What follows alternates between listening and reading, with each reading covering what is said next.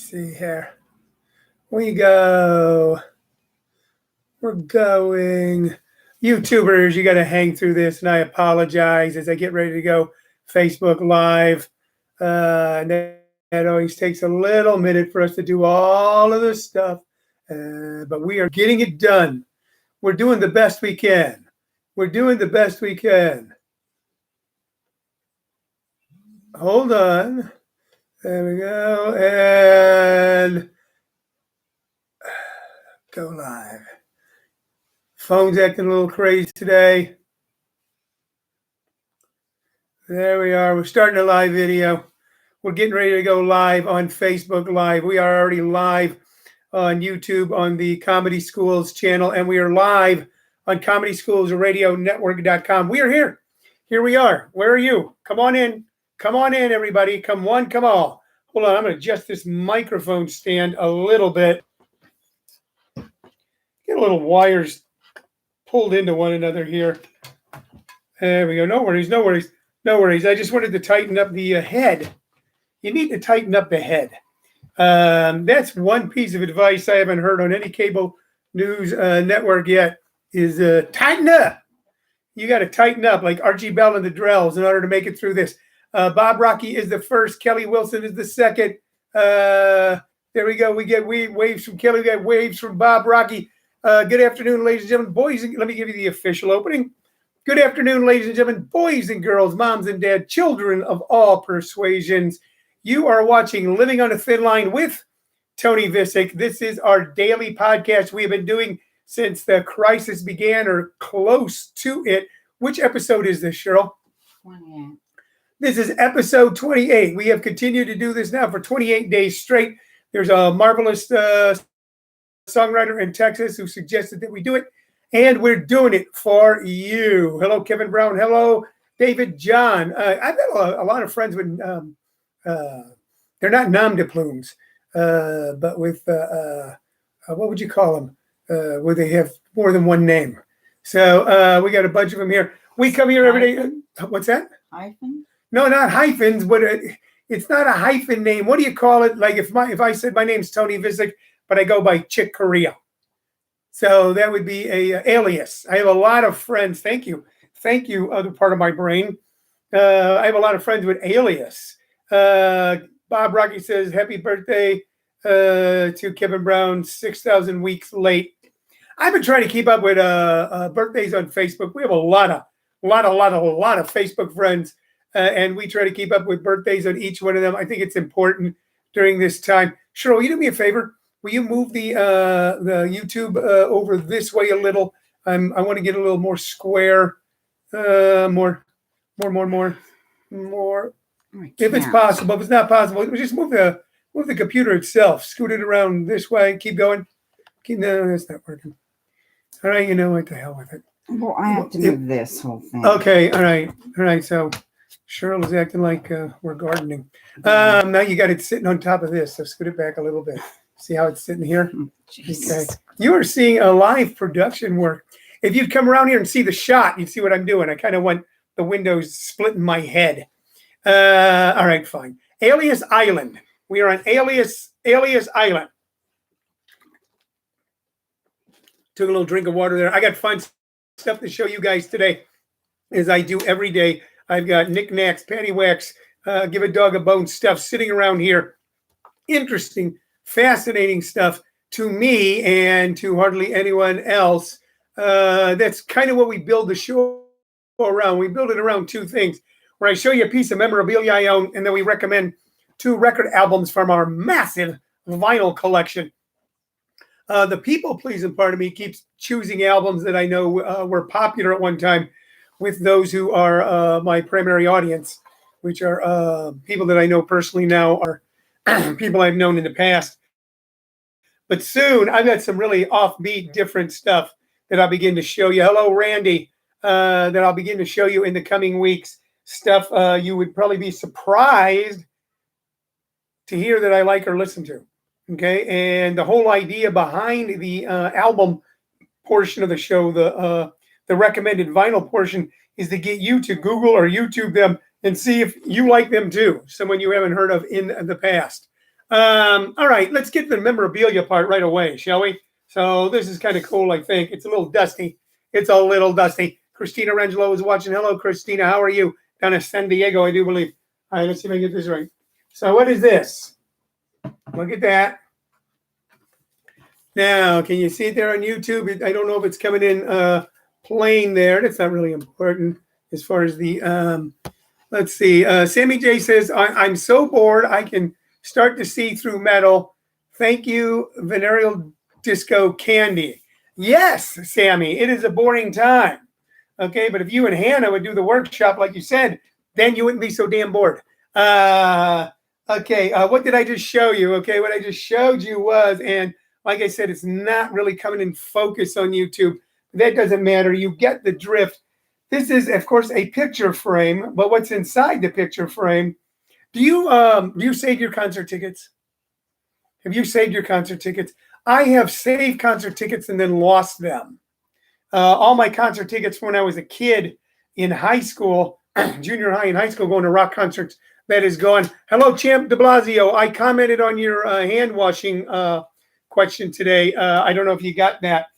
I've been saving them since I was a kid, but I lost a bunch of them. I lost a bunch of stuff. One time, somebody threw a bunch. My mom threw stuff out. Somebody else threw stuff out, and then I had a fire. Okay, and then I didn't collect stuff for a while because I was just drunk.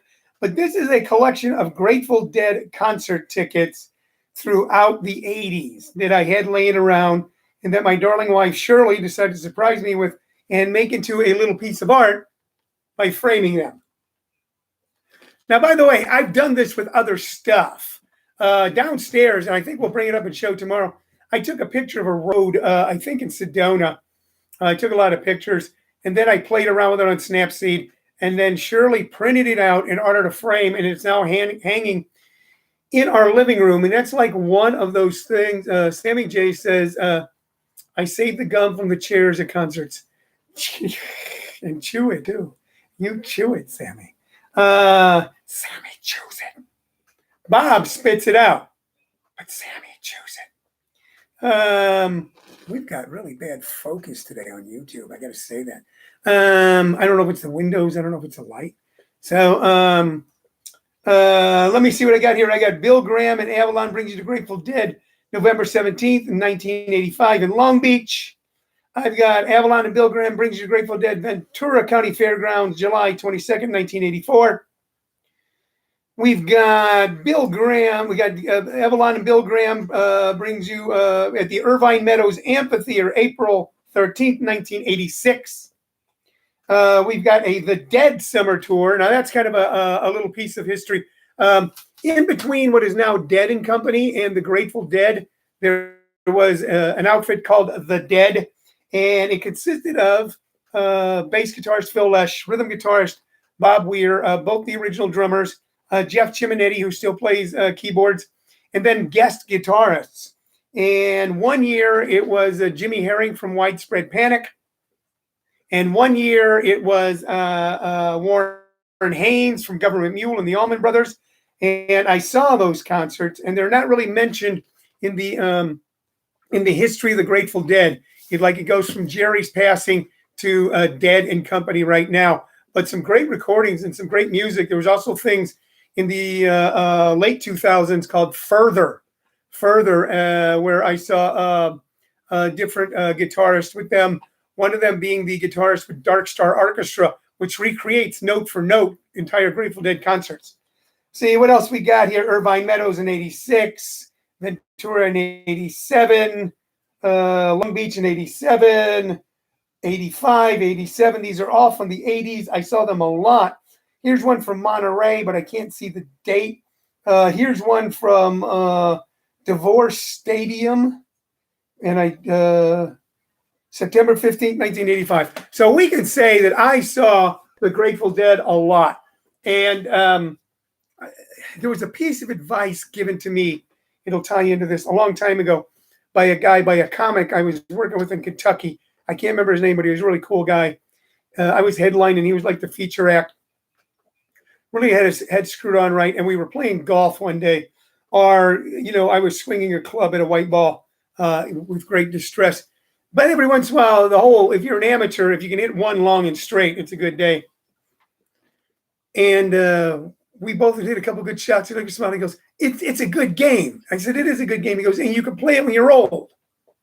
I go, yeah, you can. He goes, it's not like baseball or football or basketball. It's not hard on your body that way. You can play it when you're an old man. He said, you could play it with your kids. I went, oh, wow, you're right. He goes, you know what my dad told me? I wish I could remember this guy's name. Wonderful guy. He says, my dad told me, find one thing you can do with your kids when you're old. And my dad takes me to play golf.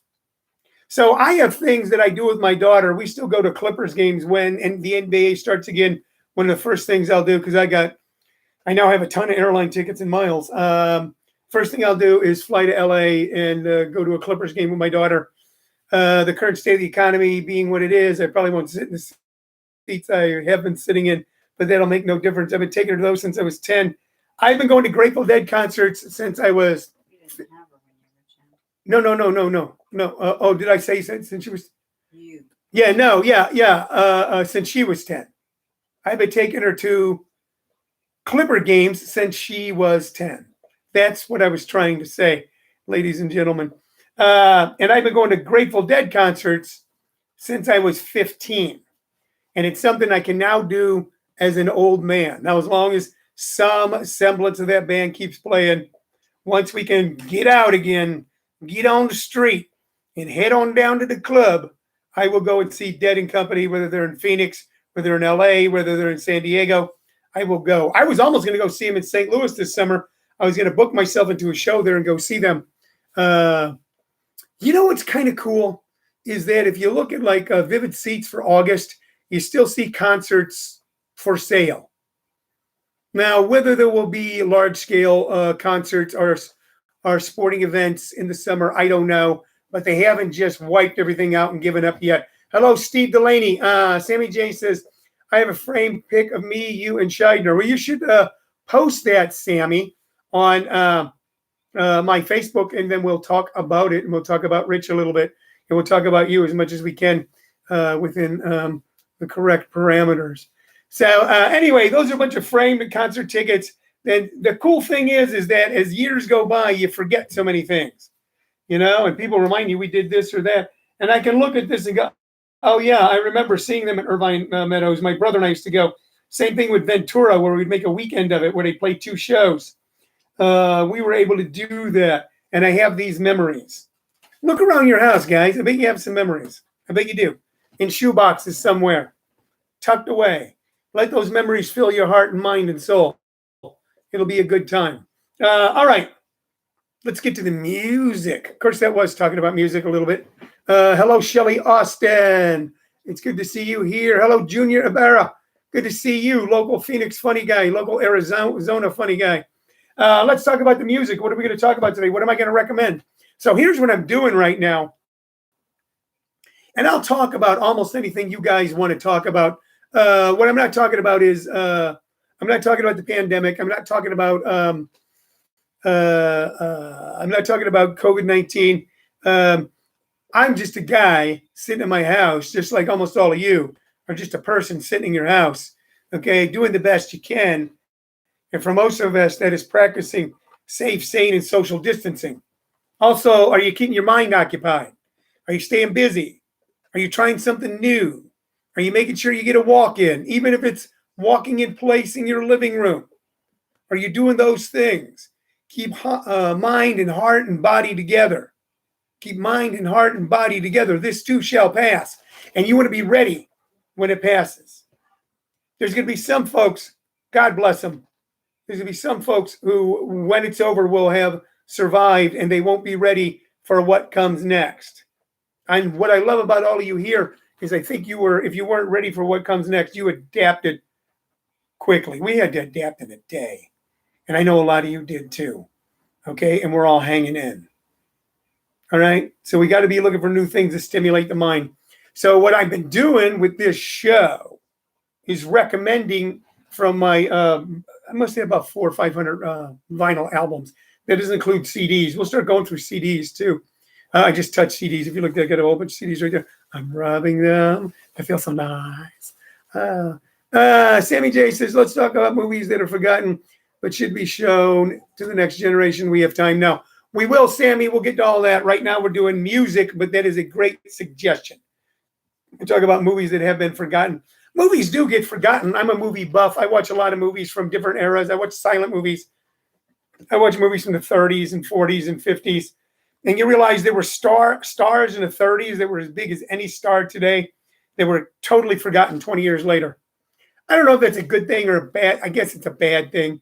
You know, everybody remembers Humphrey Bogart. How many people remember Robert Ryan? You know, everybody remembers Jimmy Cagney. How many people remember Walter Houston? So we will get into that. The Man Who Shot Liberty Valance. Yeah, that's one of my all-time favorite John Wayne movies. We'll talk about that. What I've got right now is I've got physical things to show you. And that's kind of why I'm sticking to that right now as we dig through all of that. First up, I'm going to show you, and we talked about this lady before, but Bear's talking about her again. We showed you an album when she was with her original band, and this is the album that came out. See it? See it? And I know Steve Delaney's watching. He knows exactly who that is right away. Okay? We all know that record. All right? This is a great, great record. This is Pearl by the legendary, wonderful, wonderful, and beautiful Janis Joplin. And on Pearl, it's with a band called the Full Tilt Boogie. She was with a band called Big Brother and the Holding Company. They were together. She showed up from Texas. They had her front their band, and then she left that band, and I don't exactly know why.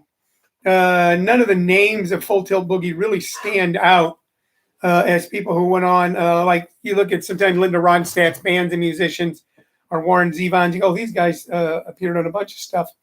So the band consisted of Janis on vocals, of course, and that was the main thing. And then a guy named Brad Campbell on bass, Clark Pearson on drums, Ken Pearson on organ, not brothers because they were spelled different, one with an I, one with an E. John Till on guitar and Richard Bell on piano. So maybe it was, and then also extra on a woman named Sandra Crouch on tambourine, Bobby Hall on conga bongos. I did this. Bobby Womack on acoustic guitar on Trust in Me, and Pearl on acoustic guitar on a tune. Of course, voices were Pearl, the Full Tilt Boogie Band, Vince Mitchell, Phil Badella, and John Cook. I don't know who any they are. Special thanks on this album were given to Nick Gravenides, a great musician who played in countless records. Bobby Womack, Bob Gordon, nobody really a note there. Here were the songs on Full Tilt Boogie. Move Over, Cry Baby, okay, the old Garrett Sims tune written by Jerry Ragavoy, the same guy who wrote Stop, which became a huge hit for the James Gang. Cry, cry, baby. The guy who wrote that wrote Stop. Woman Left Lonely, stunning song. Half Moon, Buried Alive Blues by Nick Gravenides. Side 2 was My Baby. Trust Me, Get It While You Can. And of course, the two monsters from this album were Mercedes-Benz and Me and Bobby McGee. Chris Christopherson's tale of hitchhiking across the country with a woman that he loved and lost her, which became so much bigger than the lyrics, so much bigger than the song, so much bigger than Janis. It said something about that generation at that time that kind of felt the summer of love vibe quickly spinning away, and a certain angst, a certain yearning, a certain questing misery invading our souls as we look desperately to be right about our choices. Anyway, man, if you get a chance, dig this album out. If you've never listened to this album, please do. And as a side note, the song Cry Baby, which she does and just fucking kills with, was originally done. It was a rhythm and blues record by a guy named Garrett Sims. Okay, and in the early 60s, and it's a stunner too. So you want to listen to that. Do I have Joplin fans out there? Anybody want to talk about Janis Joplin? I'm reaching for something here if you're looking. I'm reaching for nicotine lozenges. I live on love and nicotine lozenges, if you want to know. People go, what's that man live on? Love and nicotine lozenges. I get love from my wife, and I get nicotine lozenges from Walmart. Fixed the pool today. The pool filter was leaking. I called my pool guy, and he came out. He's a cool old guy. He's actually younger than me, but he looks older than me. But he's a cool guy. He's one of them kind of laconic tall guys, the arms kind of dangle like that. He goes, well, you need to clean your filters there. And I said, well, it's leaking, and he fixed the leaks. And I cleaned the filters, and now the pool filter's working. So if I do have to live in splendid isolation all summer, I'll be able to swim. Did that, walk the dog. Little doggy had been having some allergy issues. They seem to be clearing up. We had a good walk today. Yesterday, Shirley and I had to go grocery shopping. We had to go to Walmart. There's only 3 stores out here where we live that you can grocery shop. A place called Bash's, a place called Fry's, a place called Walmart. We've been mainly going to Fry's, but we had to go to Walmart. We went in the afternoon, so there was no line. You saw the setups for the lines. It was like you're getting ready to walk into a Pearl Jam concert the way it was set up. I wanted to show my ticket stub and go, I was already in, man. We probably spent more than we should, but as I pointed out to someone, we're close to heaven if we did nothing at all. 6 months of money, 4 months of food, and 2 months of toilet paper. So we got all that going. Sammy J says, let's talk Sam Shepard. I have great Sam Shepard stories. Let me save those for a different day. Let me do this. I mean, I will talk about, anything unless, if you guys want me to tell stories, I will do that on occasion. But also with some of the things that we've shown you, the questions I'm asking you guys right now is, do you save concert tickets? Do you have memorabilia around your house from recent or from long ago and far away? Okay, you're digging it out and looking at it and reminding yourself, okay, this is what you want to remember after all of this. Because sometimes you dig out memorabilia, you go, oh, but during that time I was angry.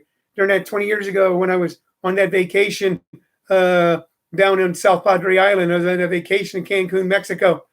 Okay, I was touring as a stand-up comic, or I was able to make money as a musician. I was like angry and unhappy. Okay, and look back now and go, wow, I should have been happy. And then you'll remember. Right now, you should be happy now. If you're alive and you're healthy and you're above ground, you should be happy. You have a moral obligation to the people around you to be happy. I'm not preaching to you. That's something I read one time that stuck with me because I went through a divorce and I had my little girl and I was going through a tough time financially, and I read a book by a guy, and one of the quotes from the book was, you have a moral obligation to the people around you to be happy. You can't be taking your misery out on the people around you. And I had that little girl in my home, and I wasn't going to take my misery out on her. As an adult, I go, she mentioned a certain period. I go, oh, I was so broken. I didn't know we were going to eat the next day. And she goes, I never knew. That's the way we all got to be today. We got to be happy for the people around us. Are you listening to music you haven't listened to before? Are you watching movies and television shows maybe you would not have chosen before? Okay, are you looking at old things with new eyes? Are you looking around at all the stuff you got and grateful that you had it? Right? Are you reaching out to friends that you know are self-quarantined absolutely alone? Call them up and going, hey, I just check to see how you're doing. Okay? You want to reach out to people, that people reach out to you. Let's get to the second album. Okay? So this is one of my all-time favorites. Kind of digging it out here. It's in pretty good shape. Very pretty. There it is. There it is. YouTubers, you see it. Facebook Live people, you see it. This is Talking Heads 77. And you want to talk about a killer album.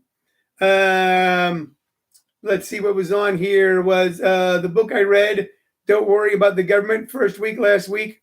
Pulled up. Love Comes to Town, New Feelings, Tentative Decisions, Happy Days, Who Is It, No Compassion, and of course, hello, Dave Schneer. Dave, I'm really enjoying the pictures you're posting of when you worked in production in Hollywood and all the stars you met and your little stories behind them. Please keep it up, Dave. Absolutely a joy to read. Talking Head 77, the big monster hit off of this was Psycho Killer. Okay? Psycho Killer. So Psycho Killer, cuss, gay. Bitter. Run. You know, you want to go back and listen to that tune. But for me, my all-time favorite, there's two, and I think for a lot of you, two Talking Head songs that are head and shoulders above 90% of any recorded music.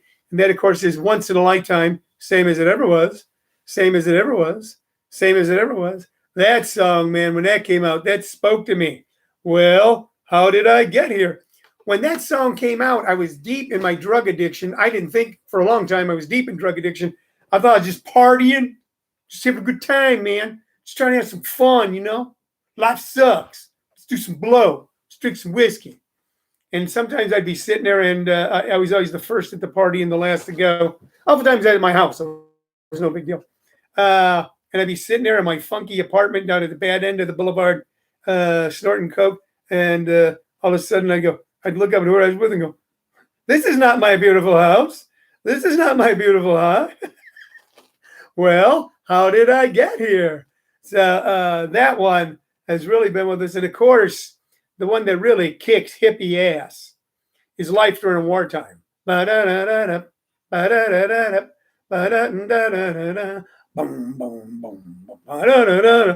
a stunning hook.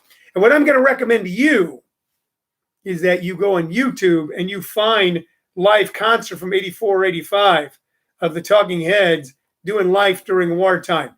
It is one of the most raucous, fun concert performances you ever see. It is an aerobic video, concert video, dance video, all rolled into one. It will wear you. You know what? It's a workout just to watch it. I guarantee you, you'll have a good time.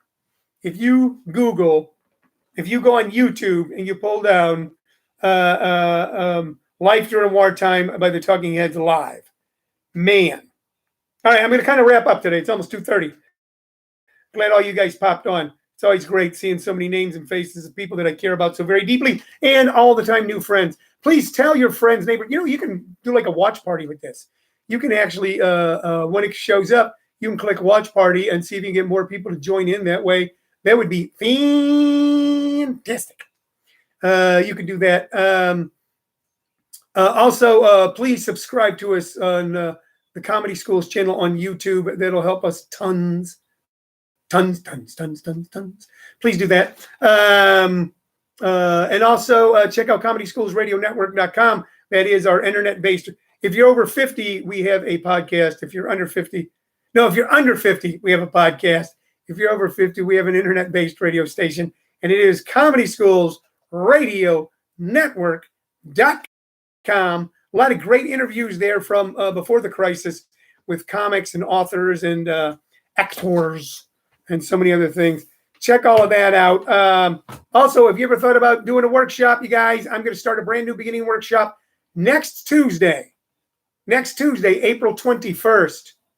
Okay, we'll be starting a brand new beginner workshop. We got one going right now, but other people have said they said, we'd like to join. We've already started. We're going to start another one on April 21st.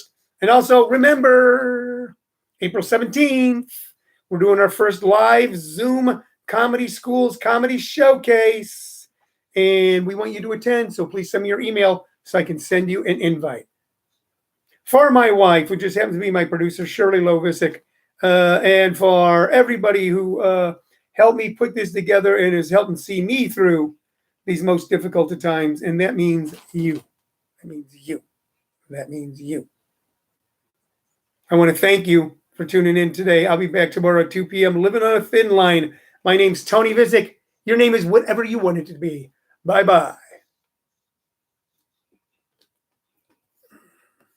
All right, YouTubers. I'll see you later. Tom, I know you're going to comment. Thank you very much. I appreciate you tons.